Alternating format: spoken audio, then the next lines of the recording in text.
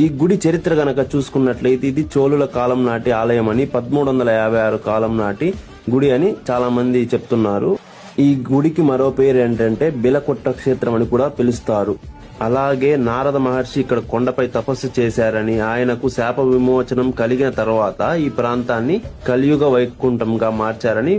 ఈ ఆలయంలో మరో విశేషం ఏంటంటే ఇక్కడ నారద మహర్షికి కూడా ప్రత్యేక ఆలయం ఉంది. అంతేకాదు ఇక్కడ దంపతుల మధ్య, బంధువుల మధ్య, వ్యాపార భాగస్వాముల మధ్య కలహాలు తొలగిపోవడానికి ఇక్కడ నారద మహర్షికి కలహ నివారణ పూజ చేస్తారు. మరో విషయం ఏంటంటే వెంకటేశ్వర స్వామికి సాధారణంగా గుడిలో శంకు చక్రాలు ఒక పద్ధతిలో ఉంటాయి. కానీ ఇక్కడ ప్రసన్న వెంకటేశ్వర స్వామి విగ్రహంలో శంకు చక్రాలు తలకిందులుగా ఉంటాయని భక్తులు చెబుతారు. ఇది చాలా అరుదైన విశేషం. ఈ ఆలయ గర్భగుడి చూసుకున్నట్లయితే తిరుమలలో ఆనంద నిలయాన్ని పోలి ఉంటుందని చెబుతారు. స్వామివారు ఇక్కడ అభయహస్తం ముద్రతో మనకు దర్శనమిస్తూ ఉంటారు. ఈ గుడి గురించి నేను చెప్పిన విషయాలు మీకు నచ్చినట్లయితే లైక్ చేయండి. ఇలాంటి మరిన్ని వీడియోల కోసం మా ఛానల్ ని సబ్స్క్రైబ్ చేసుకోండి. మీ ఫ్రెండ్స్ కి షేర్ చేసేయండి. ఉంటా, బాయ్.